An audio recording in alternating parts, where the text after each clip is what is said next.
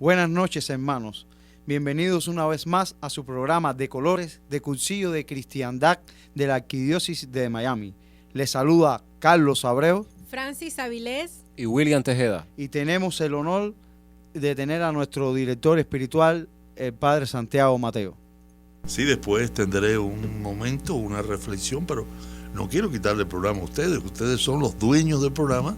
Se los entrego completamente, con toda propiedad, y después ya intervendré yo y diré alguna pequeña reflexión para conversar con nuestros cursillistas que nos oyen y que siempre pues les gusta que uno le diga algunas palabras. Los espero.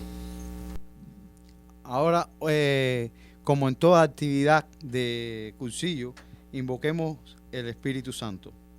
Ven, Espíritu Santo, llena los corazones de tus fieles y enciende en ellos la llama de tu amor. Envía tu Espíritu y todo será creado y renovarás la faz de la tierra. Oh Dios, que has iluminado los corazones de tus hijos con la luz del Espíritu Santo, haznos dóciles a tu Espíritu para gustar siempre del bien y gozar de su consuelo. Por Jesucristo nuestro Señor.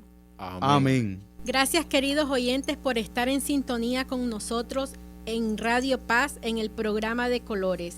Ahora les voy a dar unos breves anuncios de nuestro movimiento de cursillos de cristiandad. Cursillos de hombre número 271 se celebrará del 10 al 13 de septiembre. Cursillo para mujeres número 245 lo tendremos del 24 al 27 de septiembre. Todos están invitados para tener ese encuentro personal con Cristo. Y el día 30 de agosto tendremos una convivencia en nuestra casa de cursillos Monseñor Agustín Román. El tema será Caminando el cuarto día. Iniciará a partir de las 8 de la mañana a las 6 p.m. y tendrá una pequeña donación de $10 por persona. Esto incluye desayuno y almuerzo. Los esperamos en nuestra casa de cursillos. La dirección es 16250 Southwest 112 Avenida, Miami, Florida 33157. También pueden tener información llamando al teléfono 305-235-7160. Les repito el número 305-235-7160. Están cordialmente invitados a que asistan a nuestra casa de cursillos Monseñor Agustín Román. Aquí recibimos a hermanos cursillistas y no cursillistas. Y es maravilloso tener esa experiencia, ese encuentro personal con nuestros hermanos y darnos un abrazo fraterno. Bueno, ahora pasemos al tema. ¿Qué te parece, William? Sí, no, estoy ansioso por saber de qué vamos a hablar hoy. Hoy vamos a hablar de nuestro patrono de cursillo, del apóstol Pablo. El apóstol Pablo, con su nombre judío, Saulo de Tarso, ese era el nombre judío. Él nació en una familia acomodada de artesanos judíos fariseos de la cultura helística que poseían un estatus judío, ya que los privilegios de ser ciudadanos romanos le daban muy buenos beneficios. Pablo pudo estudiar en una de las mejores escuelas de aquel entonces, bajo el famoso rabino Gamaliel, y así adquirió una formación teológica, filosófica y jurídica, mercantil y lingüística. Hablaba griego, latín, hebreo y arameo.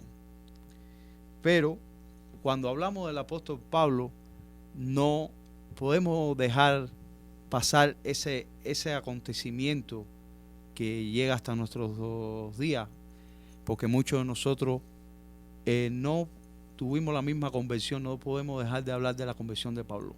Como Pablo, sabiendo ya lo que hemos hablado, de que el apóstol Pablo estaba bien instruido en la ley judía y era un ferviente judío, cómo se convirtió en un perseguidor del cristianismo, de los que pensaban en la doctrina de Cristo. Vemos que hasta los jefes de los sacerdotes le dieron permiso, cartas de la sinagoga para que persiguieran a estos cristianos. Vemos cómo el apóstol Pablo, en camino a Damasco, se encuentra con Jesús. Se encuentra con Jesús, cae, y vemos cómo ahí Jesús, en esa caída, se convierte en el cristianismo. Cuando se levanta el apóstol Pablo, vemos cómo cambia su vida de perseguidor al ferviente predicador más grande que tuvo los tiempos antiguos, los tiempos bíblicos. Vemos cómo Pablo se fue más allá de la predicación a los judíos. Pablo predicó a los gentiles, por eso es conocido como el apóstol de los gentiles. Predicó en Grecia, en Asia, en muchos pueblos alrededor del Mediterráneo. Vemos cómo lo hizo con gran fervor, y decía anteriormente que nos lleva a nosotros, porque muchos de nosotros hemos venido de distintas religiones y nos hemos encontrado con Jesús en el camino hacia el catolicismo.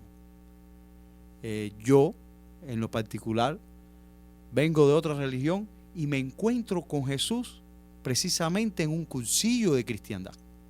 En un cursillo de cristiandad, Jesús me dijo que yo tenía que estar aquí donde se me plantó, en cursillo, y que a través de lo que aprendiera aquí en cursillo, yo debería llevar las buenas nuevas a mis amistades, a mi metro cuadrado, a mi familia, donde trabajo, para que puedan esas personas también conocer lo que yo conocí.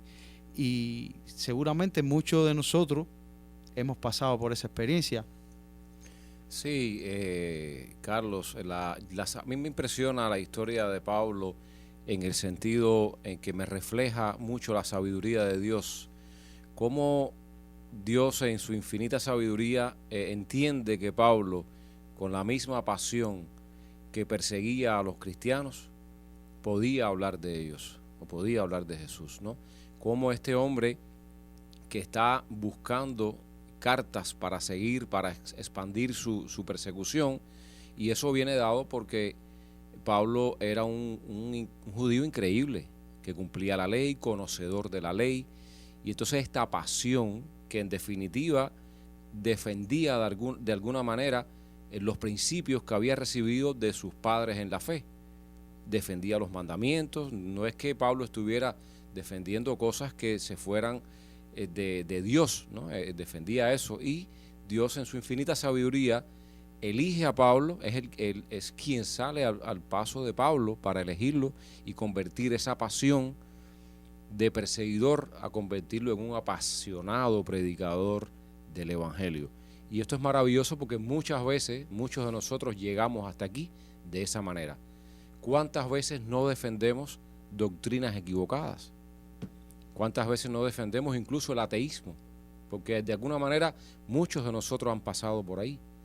Yo me encuentro con personas que me cuentan cómo sus padres de chiquitos rezaban juntos el rosario, y yo me maravillo, pero yo vengo de una cultura comunista, una cultura donde la iglesia fue acorralada, fue orillada de una manera tal que para mí pasar por frente a una iglesia y mirar por aquella puerta y ver aquella oscuridad era algo raro, me daba temor en ese sentido, ¿no? Y sin embargo, bueno, pues después conozco a Cristo.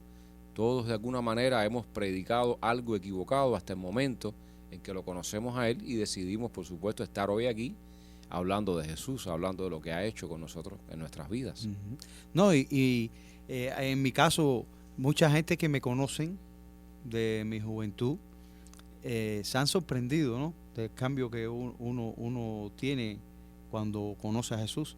Y me dice, pero tú, y a mí me gusta mucho una frase del apóstol Pablo, que yo la cito cuando me dicen, pero tú cristiano, tú católico ahora.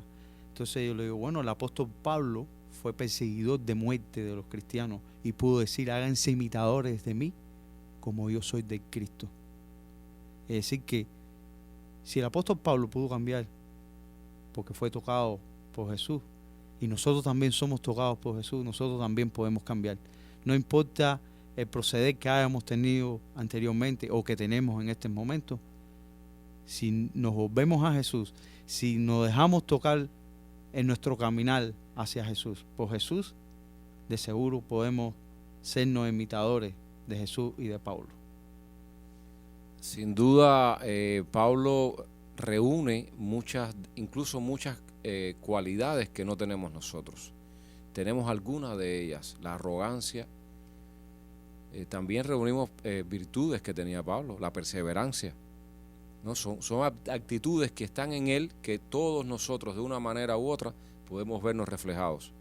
Y es una esperanza saber que Dios elige desde un hombre humilde, analfabeto allá, que se llamó Abraham, hasta un hombre sabio y poderoso y prepotente como lo fue Pablo. O sea, ¿quién de nosotros, de los seres humanos, no cabemos en ese espacio entre Abraham y la sabiduría y la fortaleza de Pablo? Todos cabemos ahí. Así como dice nuestro hermano William, que de la maravillosa vida de San Pablo, y tuvo esa característica de perseverancia, así como Pablo cuando cayó, cuando nosotros vivimos nuestro cursillo de cristiandad, como decimos los cursillistas, cursillo se vive, no se pasa.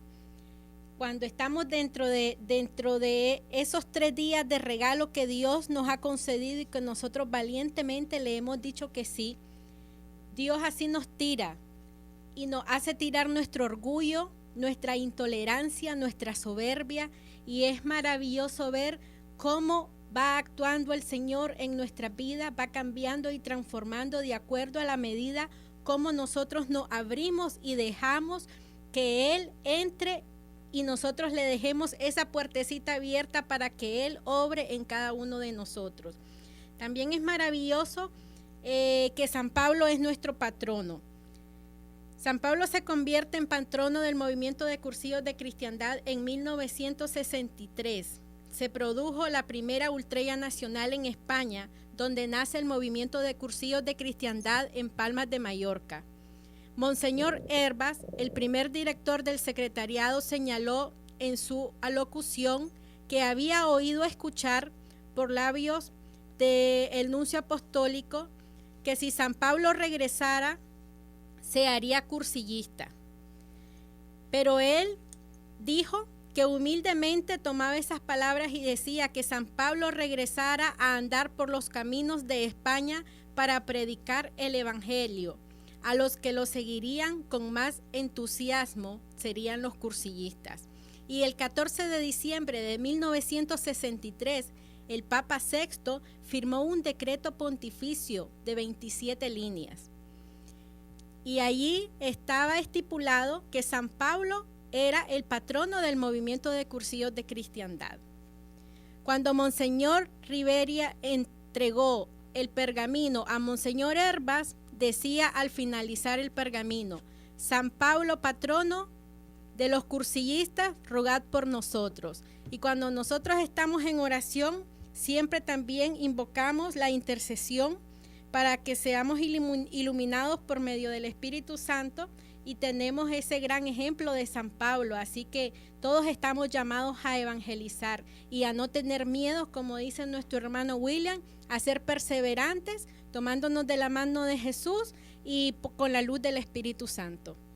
Bueno, con la misma luz del Espíritu Santo, nos gustaría que nuestro Padre Santiago Mateo, nuestro guía espiritual, nos dé una reflexión sobre el día de hoy. Se me ocurría que es 4 de julio, ¿no? Son temas que son civiles, diríamos, pero es muy humano, y como dijo aquel, nada humano nos puede ser ajeno. Entonces, es una festividad patriótica. A nosotros, los que hemos venido de otros lugares, donde lo patriótico está ligado con lo político, pues estas cosas hay que purificarlas. Tenemos que sentirlo, que cómo lo podemos purificar. Es una fiesta civil, es una fiesta patriótica, como diría, pero no es de ninguna manera ajena al espíritu religioso. Nosotros vivimos en este país que en este día pues celebra, conmemora, recuerda su independencia. Ese país que ha acogido a tantos, este país que es tan importante en el mundo que todo el mundo tiene que opinar de él, ¿no?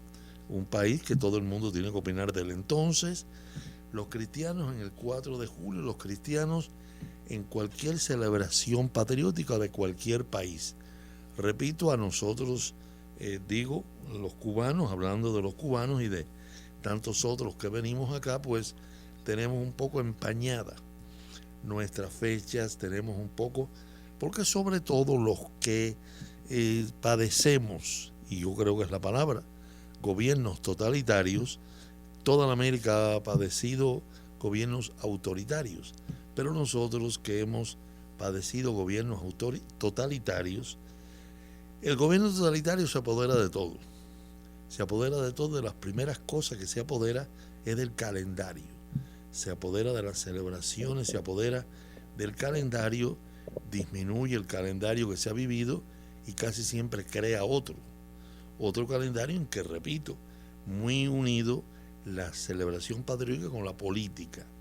Entonces también los signos se convierten en signos políticos, todos son empañados, todos son así dañados los signos políticos. Nosotros tenemos que brindar, y ese es un gran aporte que nosotros tenemos como iglesia. Nosotros podemos brindar a todos los países, los de gobiernos autoritarios o gobiernos autoritarios o totalitarios, repito, nosotros podemos brindarle unos signos que son incontaminados. Nosotros tenemos unos signos preciosos, sobre todo tenemos un signo que queremos mucho, el signo que para cada país representa a la Virgen María. Ese signo que adquirimos allá en la cruz cuando Jesús entrega a su madre a Juan, pero después la sigue entregando a los diferentes países. Todos los diferentes países acogen a María con un nombre diferente, con un tipo, un vestuario diferente que se parece un poco al país. Eso es un regalo que nos sigue dando Dios y lo vivimos tan cercanamente que entonces son signos de unidad. Y allí donde los signos, los símbolos, repito, han sido contaminados, han sido robados, pues los signos cristianos, en este caso los signos católicos, los signos marianos, pues siguen identificando y siguen uniendo los pueblos. Aquí en Estados Unidos, pues, el enaltecimiento de los valores humanos, de la libertad, de lo que significa la libertad, pues tal vez no necesite tanto eso, pero no podemos olvidar que también nosotros vivimos en este país que tiene una cultura protestante que tal vez tenga otros signos, pero nosotros también acá podemos aportar los signos nuestros. Los signos nuestros también como María, pero hoy nos reunimos con todos a celebrar lo que es la libertad. Eso, curiosamente, este país celebra su libertad con fuegos artificiales, con luces y detonaciones. También pudiera tener mucho simbolismo, ¿no? Es la luz que da la libertad cuando nos reunimos en un día como hoy, a esta hora en que estamos escuchando el programa. Nos reunimos para disfrutar de los fuegos artificiales, estamos disfrutando la luz de la libertad.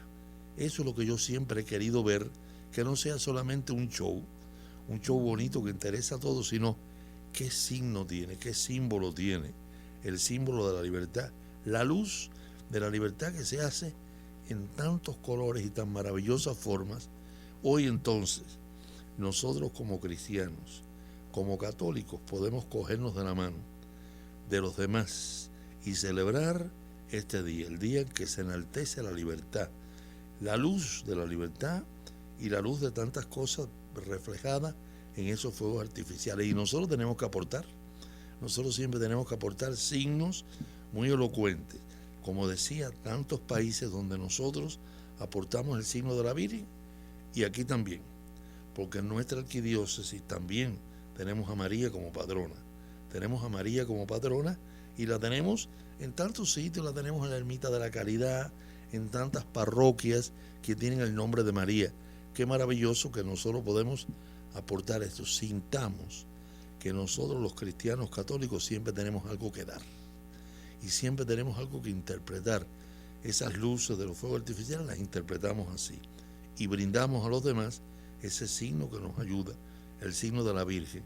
Eso celebrado hoy, el Día de la Libertad. El Día de la Libertad, Padre, la libertad que todo hombre anhela y que tantos hombres en este mundo pues carecen de ella.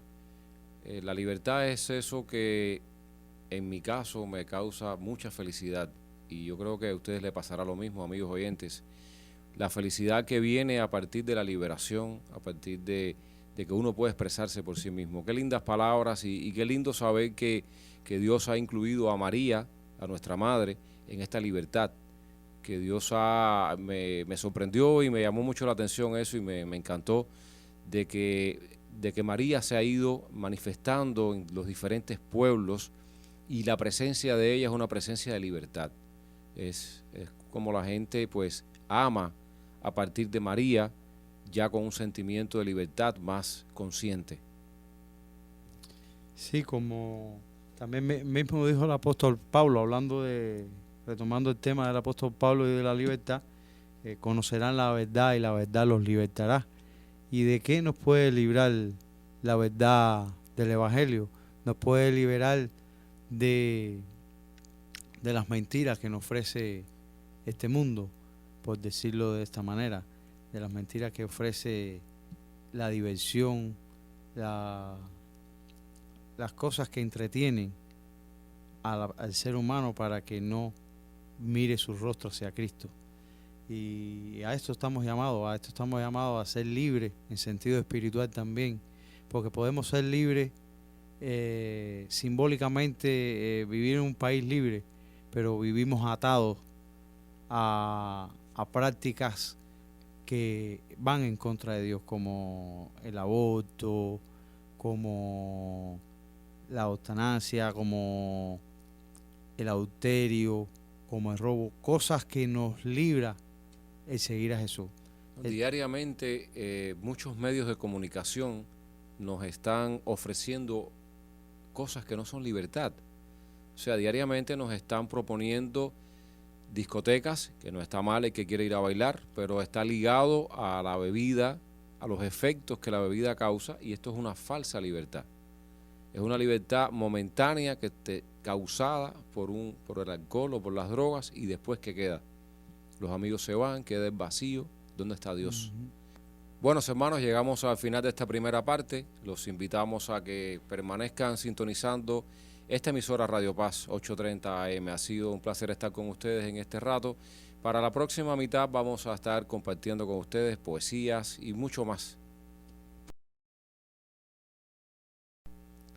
Bueno, retomando el tema del apóstol Pablo y de lo que habló el Padre sobre la libertad, vemos como el mismo apóstol Pablo, repitiendo lo que dijimos anteriormente, dijo que conocerán la verdad y la verdad los hará libres. Cuando el apóstol Pablo retoma la libertad de su visión, es decir, cuando el apóstol Pablo recobra su vista, estando allá en Damasco, vemos cómo no pierde tiempo de esa libertad espiritual que recobra, no tan solo la visión, sino que recobra ese vigor, cobra ese vigor que le da la luz de Cristo.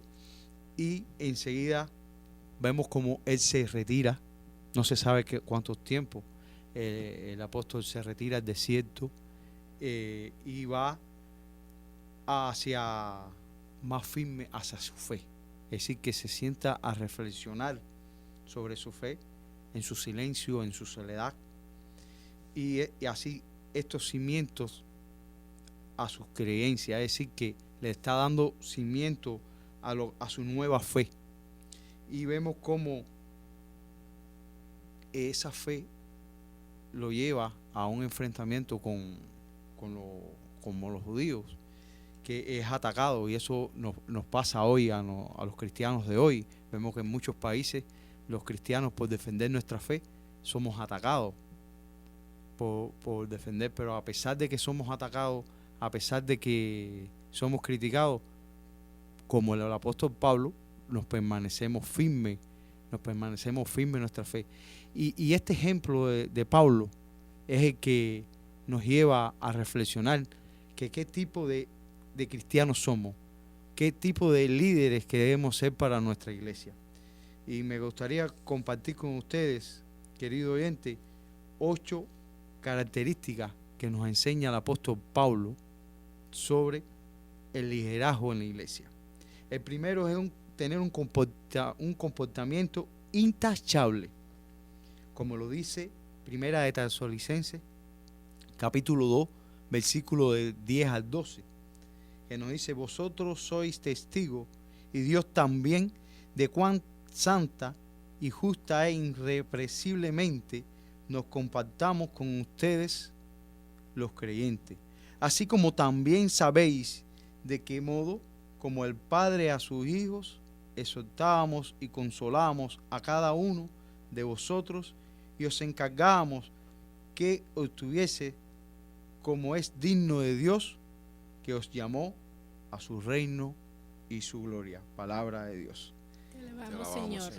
Es decir, que vemos cómo Pablo nos enseña que un buen pastor, un buen líder, va delante del rebaño, ¿no? Vemos cómo también en Primera de Pedro, en su capítulo 5, versículos 2 al 3, nos dice que tenemos que cuidar de ella. Y dice el texto textualmente: cuida de ella no por fuerza, sino voluntariamente, no por ganancias deshonestas, sino con ánimo pronto, no como teniendo señorío sobre lo que está a vuestro cuidado, sino siendo ejemplo del pueblo de Dios.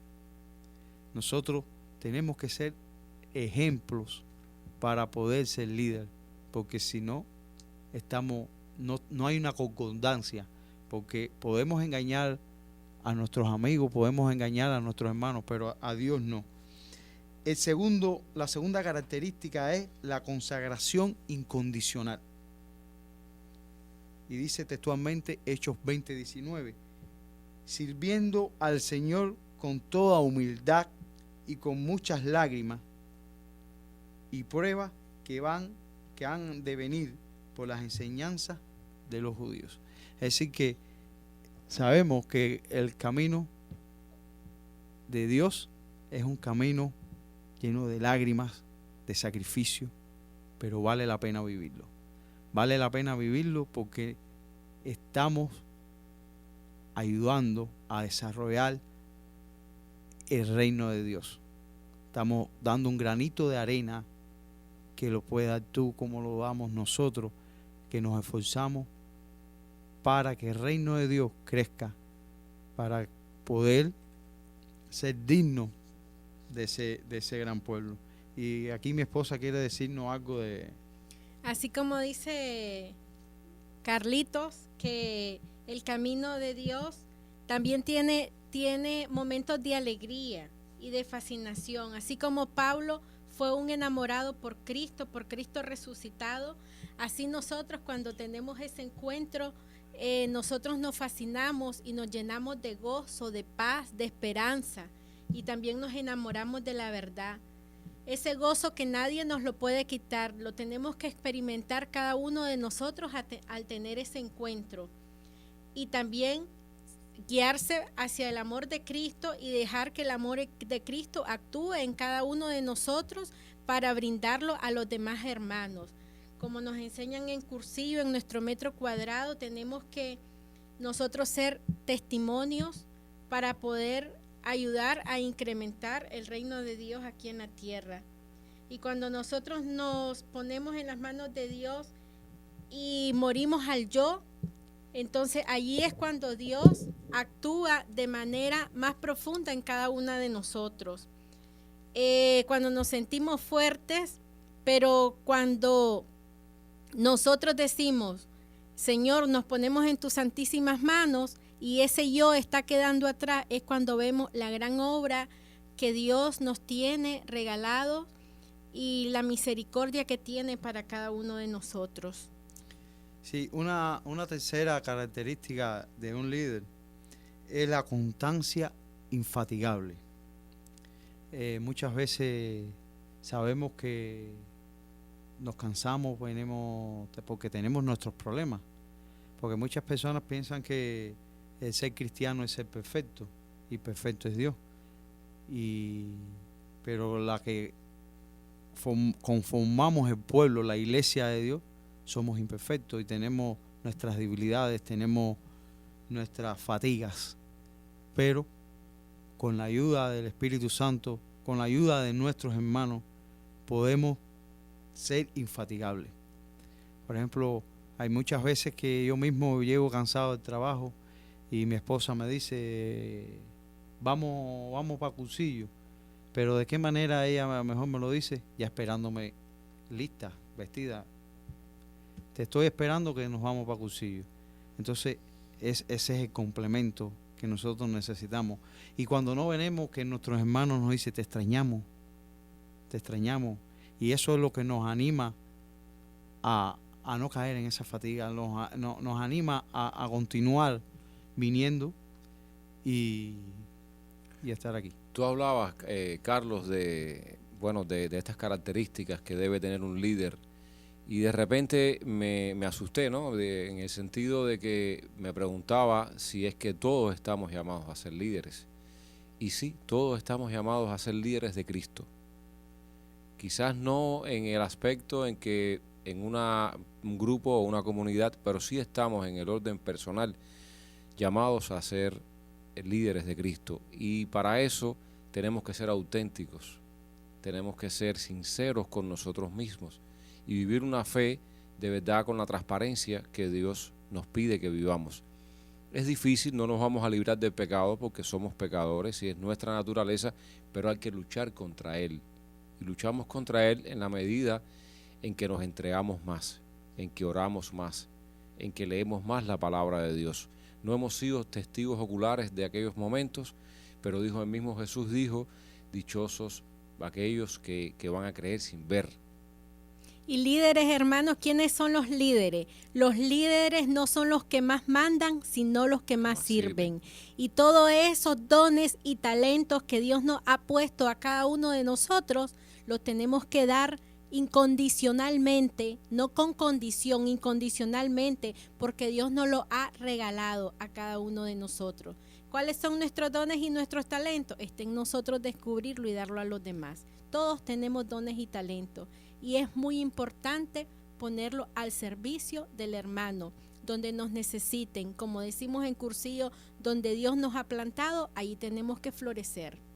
Así que los insto a que vayan a su iglesia, se integren. Servir es lo más maravilloso que hay. Como escuché una vez en Radio Paz, no es el servir, sino que salimos servidos de todas las maravillas que Dios hace en cada una de nuestras vidas. Sí, el servicio, sin duda, hasta para conocer bien las riquezas que tiene la Iglesia Católica, tenemos que sernos servidores, tenemos que pertenecer a cualquier movimiento que tenga la Iglesia Católica, porque todos son escalones hacia Cristo. En nuestro caso, servimos en Cursillo, que es un escalón que de verdad que a mí me ha llevado a la plenitud de mi fe, porque he aprendido muchas cosas que pensaba que yo las conocía, pero que realmente no. Aquí estoy aprendiendo de poco a poco subir esos escalones. Y como decía William, con nuestras dificultades, porque los problemas siguen, y todos pasamos por la calle del desaliento, por la calle del pecado. Lo importante es no quedarnos vivir en esa calle, regresar al expressway y mirar el sign que dice, yo soy el camino, la verdad y la vida. Amén. Y el que viene a mí tendrá vida en abundancia. Por eso los invitamos, hermanos, a que se acerquen a sus parroquias, que averigüen cómo ir a un cursillo de cristiandad para que se acerque más a su fe, para que usted conozca su fe. Porque una cosa es, como yo le comentaba a muchos amigos míos, pero dice, no, es que yo voy a la iglesia y sí, voy a misa, pero no conozco, porque tienes que integrarte a un grupo. Tienes que conocer un grupo, porque eso me pasaba a mí. Hasta que yo no conocí un grupo que me integré, que conocí amistades, que viví esta maravillosa experiencia de un cursillo, que pasé la experiencia de una escuela donde me ayudaron a comprender más mi fe. No comprendía la fe católica, no la comprendía. Es que la fe no se puede vivir como un lobo solitario. Estamos llamados a vivir en comunidad. De hecho, Jesús elige 12, y no solamente 12, todos aquellos discípulos que lo siguieron y que aprendieron de él, y que uno del otro se alimentaba y aprendían cosas, aprendían a superar sus defectos, compartían sus virtudes. O sea, esa vida en comunidad fue lo que hizo posible que hoy tengamos una comunidad tan grande como la Iglesia Católica. Yo invito a estos hermanos que nos están escuchando y que nos están integrados a una comunidad que, para empezar, pudieran visitar nuestra página de internet, que es www.cursillos.org. Allí no solamente van a poder leer qué cosa es un cursillo, sino que van a poder ver las fotos de esos cursillistas, de esos hombres y mujeres que han pasado por esta casa y han salido renovados después de un encuentro con el Señor. Los invito a eso. Ahí van a poder encontrar también un enlace de Facebook, de Twitter, de YouTube. En YouTube subimos estos programas que, como es de hoy, los subimos allí, y esas personas que no pudieron escucharlo, pues pueden en otro momento visitar la página y actualizarse y saber de qué hablamos. Te comentaba fuera del aire, Carlos, que te traía un romance que hace un tiempo le escribí a nuestro patrono, el apóstol San Pablo, y que lo había leído en nuestra casa de cursillos en aquella jornada bíblica que vivimos con nuestro hermano Oscar Henao, llamada Pablo, ¿no? Fue aquella jornada de la vida de San Pablo que tanto aprendimos. Te traje este romance, me gustaría compartirlo contigo y con todos los oyentes. Un placer. Primera estancia. Jerusalén, primer siglo. A Jesús todos persiguen, y aunque ya no está en la cruz, se oye el eco: crucifiquen a Jesús, no a Barrabás. El que vino a los humildes ya no está en Jerusalén. Ha florecido invisible en el polvo del desierto, en el esclavo y el libre, el judío, el extranjero, y en los felices y tristes. Las piedras de las murallas aún tienen cicatrices, parábolas de Jesús para el sabio incomprensibles. En el templo los rabinos se burlan, mofan y ríen, y a caballos los romanos le persiguen como buitres. Las ideas del maestro son en el viento tangibles, los fariseos las odian y los sencillos las siguen. Desde un sepulcro vacío alguien grita: Cristo vive. El llanto de las mujeres y el relinchar de caballos va asustando a los niños que abrazan a los ancianos. Persiguen a los discípulos de Jesús, y desde Tarso, en la lejana Turquía, un hombre llamado Saulo se acerca con paso fuerte en su camino a Damasco, para borrar las ideas que del maestro han quedado. Los asesinos de Esteban le han encargado sus mantos, saben que es judío fiero y ciudadano romano, conocedor de la ley, sigue al Mesías su rastro. Los 12 van en misión con el Espíritu Santo, predicando el Evangelio por el mundo, palmo a palmo. Entre Samaria y Judea la persecución es grande, los hombres y las mujeres son tratados por iguales. Saulo los busca, hace estragos y los confina en la cárcel para matar sus ideas, pero afuera las señales y prodigios van creciendo a pesar de las masacres. Por el camino a Damasco todo cambia en un instante, porque una luz desde lo alto resplandece en el paisaje. Un relinchar de caballos asustados, Saulo cae. Saulo, ¿por qué me persigues? Aquella voz de hombre o de ángel envuelve a todos de miedo. ¿Quién eres, Señor? Añade la voz: soy Jesús a quien persigues.